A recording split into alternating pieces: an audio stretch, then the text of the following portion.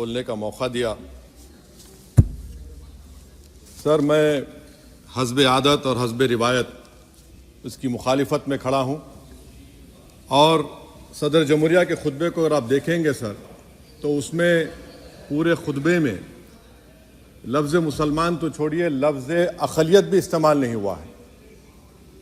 और मैं बड़ी ज़िम्मेदारी के साथ आपके सामने अर्ज़ कर रहा हूँ कि भारत में 14% मुसलमान जो आबादी के लिहाज से 17 करोड़ आते हैं, वो आज पिछले 10 साल में नरेंद्र मोदी की सरकार में अपने आप को एक गैर यकीनी कैफियत में पाते हैं, अपने सोचते हैं कि हमारी शनाख्त को ख़तरा है, हमारे वजूद को ख़तरा है।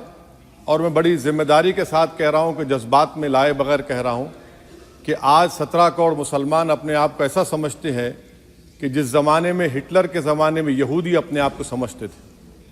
और उसकी मैं बताता हूँ क्यों समझते हैं, बताता हूँ आपको चंद मिनट में।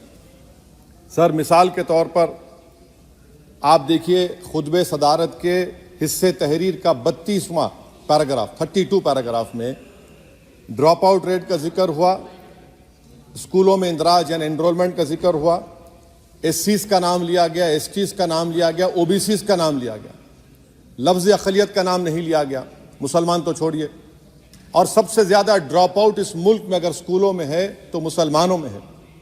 सबसे कम एनरोलमेंट अगर है तो मुसलमानों में हायर एजुकेशन में। गवर्नमेंट का डेटा है सर कि मुसलमानों का जो स्टूडेंट ड्रॉप आउट है वो 14.42 से क्लास 1 से शुरू होता और वो क्लास 6 और 8 को पहुंचे अब तक वो 10.76 को पहुंचता है। ये गवर्नमेंट का डेटा है, यानी क्लास 1 से क्लास 6 से 8 तक ये हाल है। आपने क्या किया सर इस बजट में? प्री मैट्रिक स्कॉलरशिप को सिर्फ 9th क्लास तक महदूद कर दिया और इसमें आपने पैसे कम कर दिए प्री मैट्रिक स्कॉलरशिप में।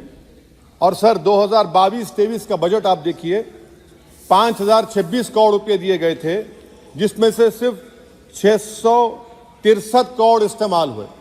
अब आप आ जाइए सर, AISHE का डेटा है कि हायर एजुकेशन में मुसलमानों का 8.5 ड्रॉप आउट रेट हुआ है। 2020-21 में गवर्नमेंट का डेटा बता रहा है कि 1,80,000 मुसलमान हायर एजुकेशन में नहीं है। प्री मैट्रिक स्कॉलरशिप को आपने 423 करोड़ था, उसको आपने इस साल 326 कर दिया। मौलाना आज़ाद फेलोशिप को 45 करोड़ कर दिया।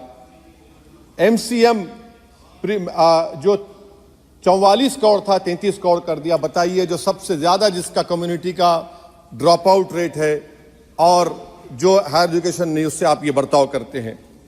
सर, दूसरी बात यह है कि हम ये देख रहे हैं कि 10 साल में इस सरकार में कोई हद नहीं छोड़ी है गलत हुक्मरानी की, नफरतों को भड़काने की, कोई हद नहीं छोड़ी गलत फहमियों को फैलाने की, और कोई हद नहीं छोड़ी इस मुल्क के अवाम नास को तर्क करने की।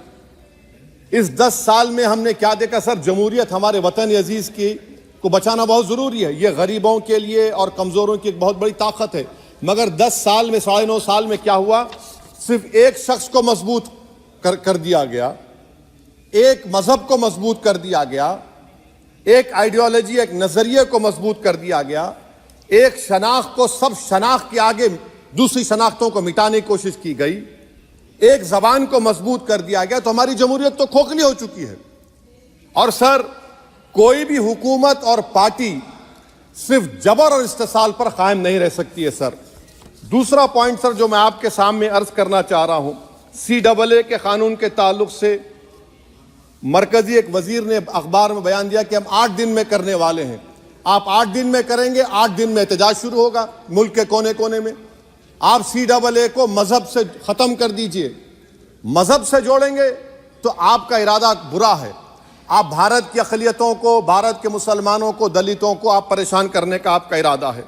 सर, दूसरी बात यह है कि CAA के खिलाफ क्यों हम हैं? क्योंकि सीमांचल के मुसलमान को आप बांग्लादेशी कहते हैं। कोई मिनिस्टर मुझे कहता है कि घुसपैठी है, रोहिंग्या है। तो CAA को मजहब से जोड़ना गलत था, उसको निकालिए। मगर हमारे देश के प्रधानमंत्री सर, वतन अजीज के वजीर आजम, मैं बड़ी जिम्मेदारी के साथ कह रहा हूं कि मैं अपने बचपने में जब हिस्ट्री पढ़ता था तो मैंने एक स्टैचू की फोटो देखी थी, प्रीस्ट किंग ऑफ मोहनजोदारो।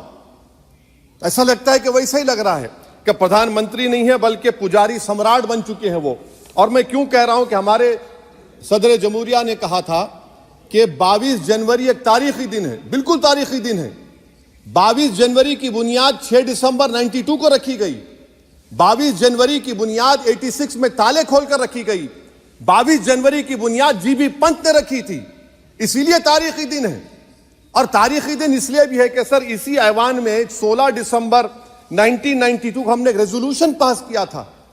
आप बताइए कि आज इस मुल्क में चाहे कोई सेकुलर पार्टी का हो या जो भी हो, वाले सब सेकुलर है, बुरा मैं हूं, किसी में हिम्मत नहीं है कि 6 दिसंबर की बात की जाए। और वो तारीखी दिन इसलिए भी है सर, इंसाफ करने वालों में एक एनसीएलटी के चेयरमैन, एक गवर्नर और एक नामजद शुदा रुकने पार्लियामेंट बैठे हुए थे। अब आप बताइए मेरे पास बचा क्या है? बचा यह है कि आर्टिकल 32 बचा है जिसको बाबा साहब अम्बेडकर ने दिया। आज मुल्क के 17 करोड़ मुसलमान भारत के वजीर आजम पर एतमाद भरोसा नहीं करते, बिल्कुल नहीं करते, बता रहा हूं, खुल के कह रहा हूं। अगर आप आर्टिकल 32 का ड्यू प्रोसेस ही खत्म कर देंगे तो फिर मेरे पास क्या बचेगा सर? क्या बचेगा? मैं तो यहां खड़े होकर वो सुप्रीम कोर्ट के मायानाज बेबाक वकील दुष्यंत दवे की तरह तो नहीं कह सकता। मुझे आज भी रूल ऑफ लॉ में भरोसा है, मुझे आज भी कानून पर, संविधान पर भरोसा है, मगर ड्यू प्रोसेस तो फॉलो होना चाहिए। ड्यू प्रोसेस फॉलो नहीं हो रहा। एक तारीखी दिन 22 जनवरी था, एक तारीखी दिन 31 जनवरी था।